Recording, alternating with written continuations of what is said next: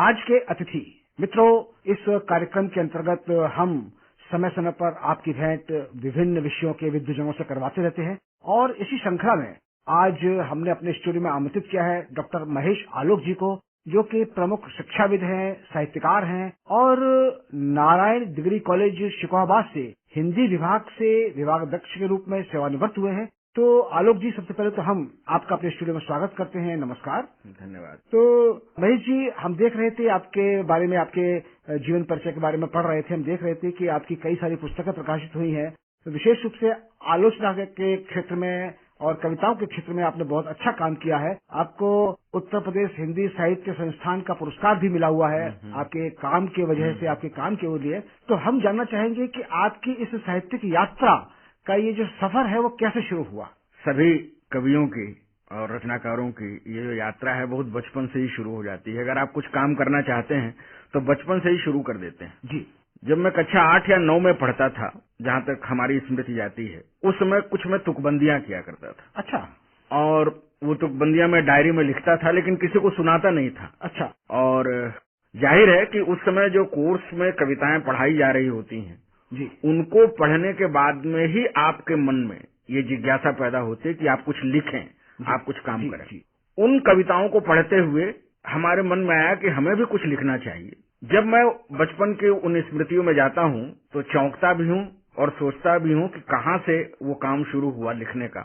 लिखता रहा, लेकिन जब मैं कक्षा 10 या 11 में पहुंचा, 11 में मैं डीएवी इंटर कॉलेज वाराणसी में था, हमारी यात्रा छंदबद्ध कविताओं से शुरू हुई, गीत लिखने से। अच्छा। और लगभग 200 के ऊपर हमारे गीत हैं जो कि हमने लिखे हैं। लेकिन शुरुआती दौर में जो गीत थे वो छायावाद से प्रभावित थे, जैसे कि सभी छात्र छात्राओं के होते हैं। जो समय में लिख रहा था तो वो छेड़ो प्रिय मधुर संगीत, इस प्रकार की भाषा, लय हो विश्व का क्रंदन, समाहित हो बने मृदु गीत, छेड़ो प्रिय मधुर संगीत, इस तरह की भाषा में, जो छायावाद की भाषा थी, इस तरह की भाषा में गीत लिखना शुरू किया। जाहिर है उस समय गला छात्र जीवन में था, ठीक भी था, सस्वर पाठ भी करता था, तो लोगों को पसंद भी आता था और लोग सोचते थे कि एक युवा है और इसके भीतर इसकी भाषा बड़ी समृद्ध सी लग रही है, प्रांजल लग रही है, तो लोग बहुत लाइक करते थे। और हमें काफी इंटरमीडिएट में ही एक प्रतियोगिता हुई, पूरे बनारस की हाई स्कूल और इंटरमीडिएट के छात्र छात्राओं की कविता की प्रतियोगिता हुई जी। उस प्रतियोगिता में हमने अपना गीत भेजा और मुझे आश्चर्य हुआ कि मुझे प्रथम पुरस्कार मिला। अच्छा। और वह मेरे जीवन का प्रथम पुरस्कार था जी, जो कि 101 रुपए का पुरस्कार था जी। ये बात है 77-78 की, 1977-78 की बात है। 101 रुपए का वो पुरस्कार हमको मिला। और सृजन नाम की एक हस्तलिखित पत्रिका निकलती थी, उस पत्रिका के भीतर उसको प्रकाशित किया गया और मंच से हमसे कहा गया कि आप इसको पढ़ें। और बड़ा सरल सा गीत था कि बात दिल की मैं सुनाने जा रहा हूँ, कौन जाने कल कहीं मैं कह न पाऊं। ये गीत की टेक पंक्तियां थी और युवा मन के प्रेम की कविता थी वो एक प्रकार से। अच्छा अच्छा अच्छा। तो वो कविता आपको याद है क्या? नहीं, इसमें याद नहीं, खाली वो 2 पंक्तियां ही केवल याद आ रही हैं। और तो हमने पढ़ा और दूसरे दिन अखबारों में खूब उसकी तारीफ निकली और हमारे और चारों तरफ इंटरमीडिएट में हमको बुलाया जाना शुरू कर दिया गया, छोटे छोटे गोष्ठियों में, कवि सम्मेलनों में, कि एक युवा है, एक युवा गीतकार, उभरता हुआ गीतकार, ये पढ़े। लेकिन जो फ्री वर्स की पोएट्री की तरफ, अभी मैं छायावाद की तरफ था, छायावादी भाषा थी। और मैं साइंस साइड का स्टूडेंट था, मैं आर्ट्स का स्टूडेंट, मैं फिजिक्स केमिस्ट्री मैथमेटिक्स का स्टूडेंट। अच्छा। तो उसमें अज्ञेय की कविता पढ़ाई जाती थी, साम्राज्ञी का नैवेद्य दान, अद्भुत कविता। तो उस कविता को पढ़ने के बाद हम लोगों के लिए वो कविता वर्जित थी एक प्रकार से, साइंस वालों के लिए। अच्छा। कि अज्ञेय और मुक्त वो साइंस वालों को समझ में आने वाले नहीं, इसलिए इनको ये नहीं पढ़ना चाहिए। हमको केवल कबीर, सूर, तुलसी ही पढ़ाए जाते थे। जी हाँ, जी हाँ। लेकिन चूंकि हमारी कविता में रुचि थी, हमारे संग्रह में था, तो मैं पूरी कविताएं, और जब उस कविता को हमने पढ़ा तो हमको लगा कि कविता ऐसे भी लिखी जाती है। ये इंटरमीडिएट फाइनल की बात है कि जिसमें अज्ञेय कहते हैं कि हे महाबुद्ध में मंदिर आई हूँ, रीते हाथ फूल में ला न सकी। महाबुद्ध के मंदिर में, वो जापानी लोक कथा है, उसके आधार पर है वो पूरी कविता, जिसमें वो साम्राज्ञी जो है जाती है मंदिर, वो फूल लाना भूल जाती है। तो वो कहती क्या है कि हे महाबुद्ध मैं मंदिर आई हूँ, रीते हाथ फूल में ला न सकी, जो फूल खिले हैं जहां वहीं से अर्पित करती हूँ तुम्हें। क्या बात है, ये पंक्तियां हमारे दिमाग में, हमारे मन मस्तिष्क पर चढ़ सी गई। हमने कहा कि अद्भुत है एक कवि जो कि फूल तोड़ता नहीं है, वहीं से अर्पित कर देता है, वहीं से अर्पित करता है। वो जो है बिल्कुल अनाविल है, अनाघ्रात है, अस्पृश्य है, जरा उनको कहीं से मैला नहीं किया गया है जी। उनके फूल को सूंघा भी नहीं गया, उनकी खुशबू भी वैसे ही है। ऐसा फूल अगर हम चढ़ाते हैं अपने आराध्य के ऊपर तो वो ज्यादा प्रभावी होगा, न कि हम फूल तोड़ करके चढ़ाएं, इसलिए कि वो तो मृत हो जाए।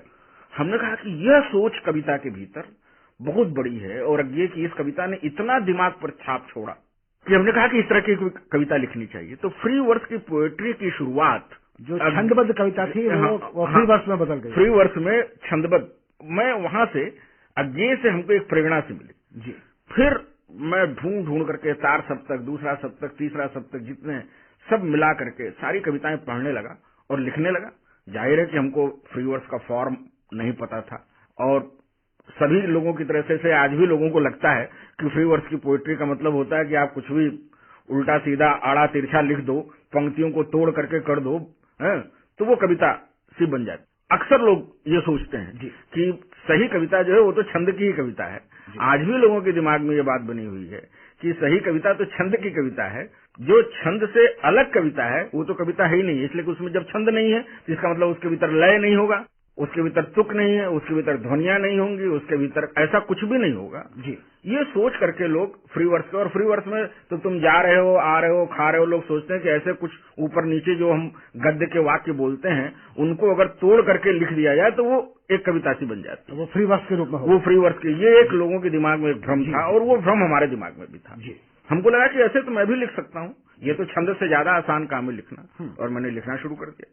और जाहिर है वो कविता जो है वो जो होती थी वो लंबी होनी शुरू हो गई, और जयदेश अखबार बनारस से निकलता था जी। मैं एक दिन वो कविता लेकर के जयदेश अखबार के संपादक के पास पहुंच गया, और हमने कहा कि हमारी ये कविता है, आप इसको अगर प्रकाशित करें। अब उन्होंने देखा कि एक बालक जो है वो संपादक बड़े ही प्रभावशाली और दाढ़ी ओढ़ी बढ़ी हुई और बैठे हुए थे, एकदम अचानक एक छात्र का बेझिझक पहुंच करके तो उनको एकदम आश्चर्य से बोला कि बैठो बैठो बैठो बेटा बैठो। मैं बैठ गया। उनका क्या है? बोले कि हमने कविता लिखी है, मैं चाहता हूं कि आप इसको देखें और अगर आप अपने अखबार में प्रकाशित करें तो। जी। उन्होंने पढ़ा, जाहिर है उनको कविता पसंद नहीं आई होगी, हमको ऐसा महसूस हो रहा है कि उनको लगा होगा कि ये कविता नहीं है कुछ भी, लेकिन हमारा उत्साहवर्धन करने के लिए उन्होंने इस कविता को बोले कि नहीं, इस कविता को मैं छापूंगा। और अगले रविवार के दिन पेज निकलता था, उस कविता को उन्होंने छापा। महेश चंद्र चौधरी हमारा जो पूरा नाम है, इसी महेश चंद्र चौधरी के नाम से कविता वो छपी। आलोक नाम अभी हमारा पड़ा नहीं था। अच्छा। तो वो कविता छप गई, और एक पहली बार अखबार में प्रकाशित होने का जो सुख है वो इतना ज्यादा था कि जिसके मैं आपको बता नहीं सकता इसके बारे में, कि अखबार में अपना नाम छपा हुआ दिखाई दे, अखबार में लोग पढ़ें, ऐसा पहली बार जीवन में घटित हो रहा था इंटरमीडिएट के जमाने में। मैं शाम को ही जयदेश अखबार, सांध्य दैनिक था वो, शाम को निकलता था, और शाम को बनारस में दीवाल पर उस अखबार को चिपका दिया जाता था पहले, और उसके बाद फिर वो रिलीज होता था जी। मैं साइकिल लेकर के, बगल में डीएवी इंटर कॉलेज था, मैं शाम को निकला, और रविवार के दिन निकलता था। तो मैं रविवार को दोपहर में 3 बजे से ही शाम को 5 बजे अखबार निकलना होगा।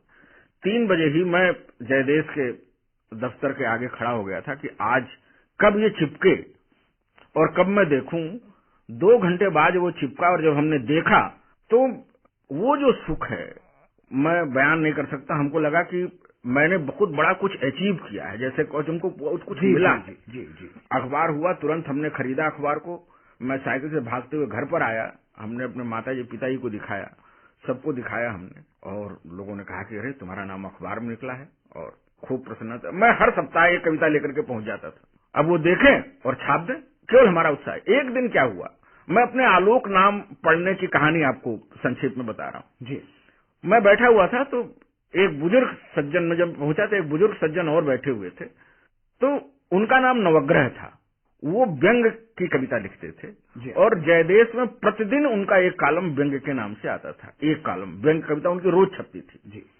तो संपादक जी ने कहा कि नवग्रह जी देखिए, बड़ा ही उत्साही बालक है, हमारे पास कविता ले आता है, मैं इसको देख करके, इसका चेहरा देख को मैं इसको छाप देता हूँ।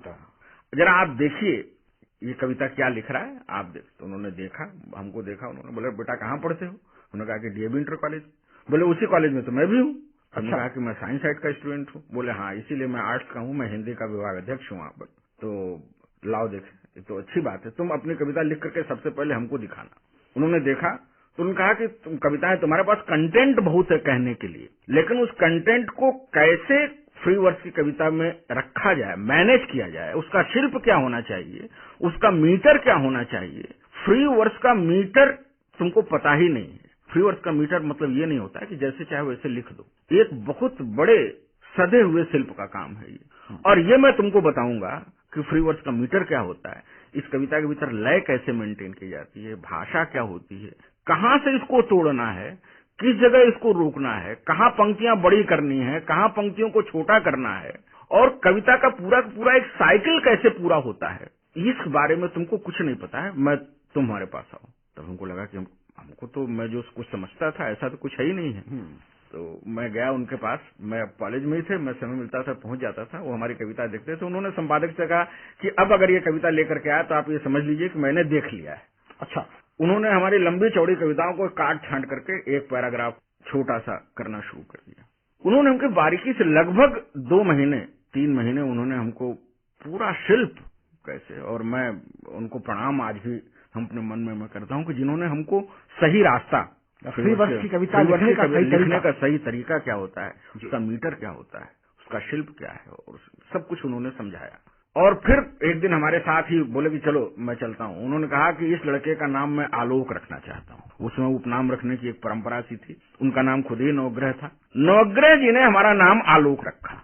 उन्होंने कहा कि मैं चाहता हूँ कि लड़का आगे चल करके आलोकित करे सबको। इसके भीतर जो इसी समय इसके भीतर जो सर्जनात्मक स्फुरण दिखाई दे रहा है, और जो इसके भीतर उल्लास है, लिखने को लेकर के इसके मन में जो प्रेम है, जो एक सर्जक के भीतर होना चाहिए, वह जो स्फुरण है वह इसके भीतर हमको दिखाई दे रहा है। और हमको लगता है कि ये लड़का आगे जाकर के बहुत काम करेगा, और मैं इसको नाम, एक उपनाम देता हूँ आलोक। तो उन्होंने कहा कि ठीक है, आप दे रहे हैं तो ठीक है। तो अब हमारा नाम वहां से आलोक, तब मेरा नाम महेश चंद्र चौधरी आलोक के नाम से छपना शुरू हुआ। अब क्या होता था कि अखबार में कविताएं तो लंबी छपती हैं, हमारा नाम बड़ा होता था, कविता पतली होती थी। तो संपादक जी ने कहा कि तुम हमारा एक कॉलम का पूरा वो खा जा रहे हो, पूरा वो दिक्कत हो रही है, तुम ऐसा जाति सूचक हटाओ इसमें से, ये चौधरी वौधरी बिल्कुल बेकार चीज है। ये महेश चंद्र चौधरी से महेश आलोक हो गया, खाली महेश चंद्र आलोक लिखो तुम। अच्छा, चौधरी शब्द हटा दो। हमने कहा कि जैसा आप उचित समझे, आप सब लोग हमारे गुरु हैं, और आपने हमको, आपके यहाँ से मैं प्रकाशित हो रहा हूँ। तो उन्होंने कहा कि चौधरी शब्द हटाओ, और जाति सूचक तो सबसे खराब चीज है, और ये तो लगाना ही नहीं चाहिए कभी भी। हमने कहा कि हटा दीजिए। उन्होंने हटा दिया, महेश चंद्र आलोक के नाम से छपना शुरू हुआ।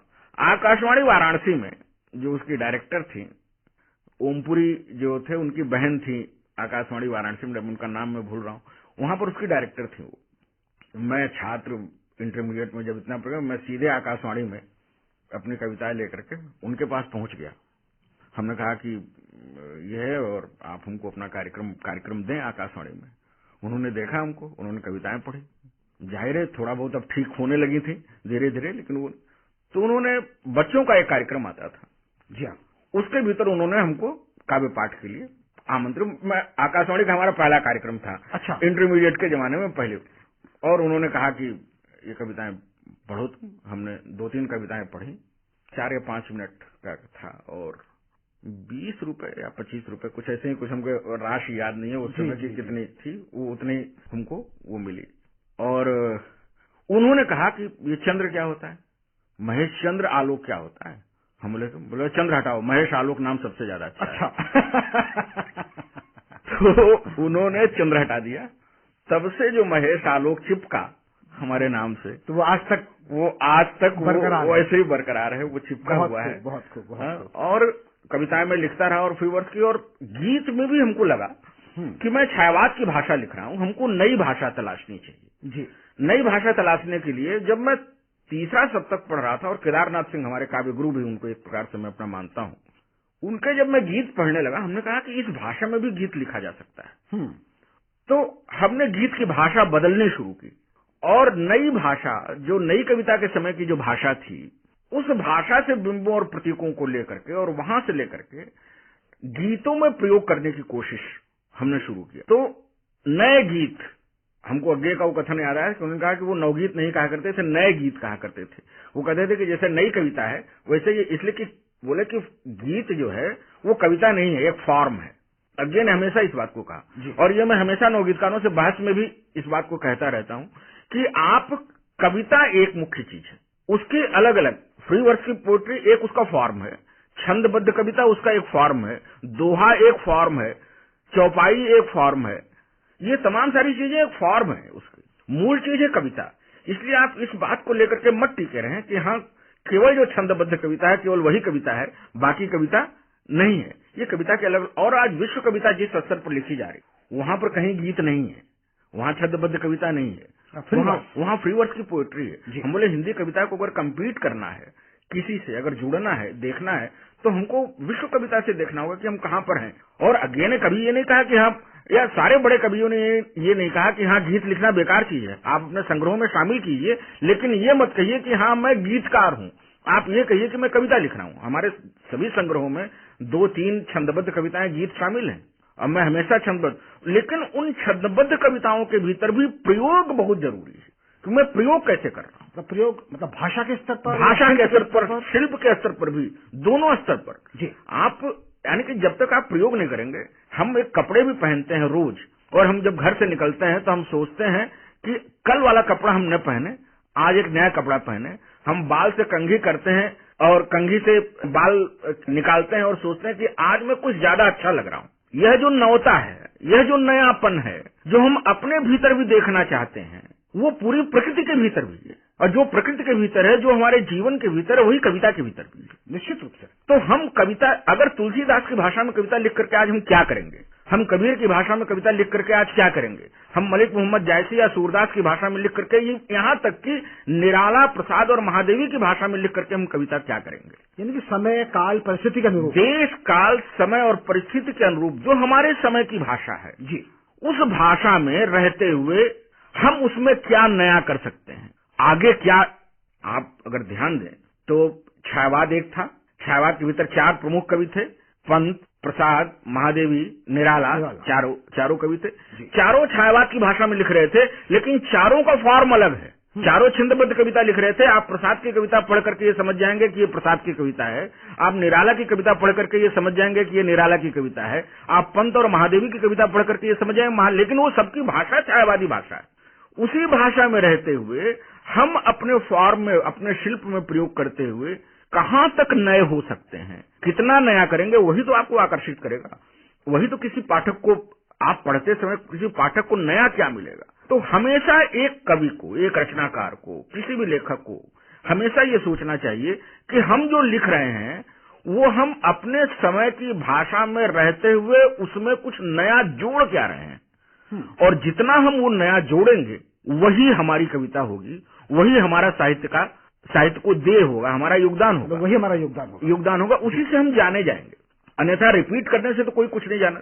छायावाद में केवल 4 ही कवि तो कविता नहीं लिख रहे थे ना, हजारों लोग कविताएं लिख रहे थे, लेकिन समय ने छांट करके जब निकाला तो केवल 4 कवियों को बाहर निकाला। क्यों? इसलिए कि इन चारों ने नया किया, बाकी सब रिपीटिशन, सब केवल नकल कर रहे थे, सब केवल एक दूसरे की देख करके केवल वैसे ही लिख रहे थे। मंच की कविता क्या है? मंच की कविता आज मैं कहता हूं कि वो जो लोकप्रिय कविता है मंच की कविता, वो क्या करती है, वो आज से 80 वर्ष 90 वर्ष पुरानी भाषा में लिखी जा रही है, लगभग 100 वर्ष पुरानी भाषा में लिखी जा रही है। 100 वर्ष पुरानी भाषा में लिखी हुई कविता को पढ़ करके आज हम क्या करेंगे?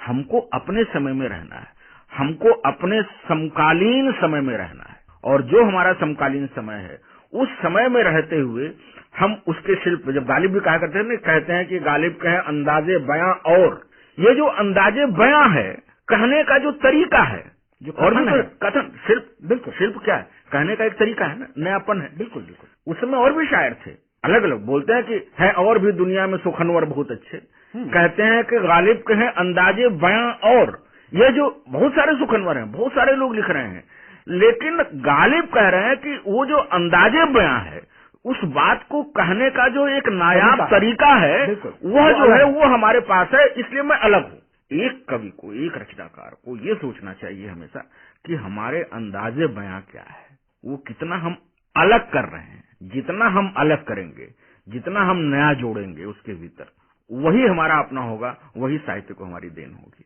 तो साहित्य को देन की जो बात है, तो अभी हम देख रहे थे कि आपके कई संग्रह प्रकाशित हुए हैं, तो मुख्य रूप से आपका जो लेखन है वो गद्य है या पद्य? नहीं, कविता। मैं मूलतः कवि हूँ। आलोचना तो इसलिए कि हमको लगा कि कविता अगर मैं लिख रहा हूँ, उस समय आलोचना हमने जो शुरू की कि जो मैं लिख रहा हूँ उसको लोग समझ भी रहे हैं कि नहीं समझ रहे हैं। जी। तो हमको लगा, जैसे टी.एस. इलियट कहा करता था, बहुत बड़ा कवि टी.एस. इलियट कहा करता था कि हम काम कर रहे हैं नया, लोगों का जो मानसिक स्तर है वो अभी बहुत पीछे है।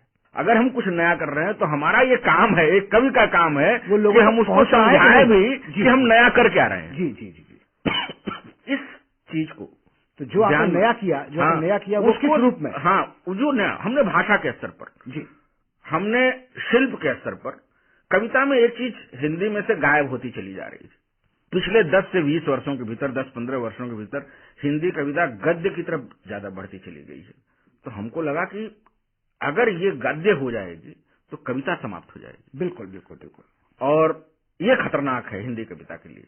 यानी कि लोगों को उसका जो फ्री वर्स की कविता का शिल्प नहीं समझ में आ रहा है, और वो बस लिखते चले जा रहे हैं। जी, कविता गद्य भी होती जा रही है। हमने कविता में लय को बचाने के लिए काम किया। जी जी जी जी। हमारे गुरु, काव्य गुरु केदारनाथ सिंह कहा करते थे कि जिसने छंदबद्ध कविता का अभ्यास नहीं किया है वो फ्री वर्स की भी अच्छी कविता नहीं लिख सकता।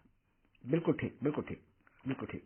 तो डॉक्टर साहब, आपके जो आपने कहा कि विशेष रूप से आपको कविता का आपका है, तो कितने संग्रह प्रकाशित हो चुके हैं आपकी अब तक? कविता अभी तक तो 3 संग्रह प्रकाशित हुए हैं जी, लेकिन हमारी अपनी कमजोरियां कह लीजिए, अपना कि 3 ही नहीं, अब तक तो 6-7 संग्रह आ गए होते। अच्छा, हमारा पहला और दूसरा संग्रह के बीच में 18 वर्ष का अंतर है। अच्छा। पहला संग्रह हमारा 2000 में आया था, दूसरा संग्रह 2019 में आया। जी जी जी। ये जो 18 वर्ष जो बीच में था, वो 18 वर्ष ये कहें आप कि कुछ हमारी अपनी पारिवारिक समस्याएं थी, बहुत तरह की ऐसी थी, जी, जिनको कि यहाँ पर कहने की कोई आवश्यकता नहीं है।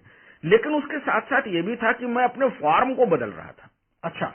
पहले संग्रह का जो हमारा फॉर्म था, जो पहला संग्रह चलो कुछ खेल जैसा खेलें, जो राजकमल से प्रकाशित हुआ था, उस संग्रह के फॉर्म को बदलना ये हमारे लिए बड़ी चुनौती थी।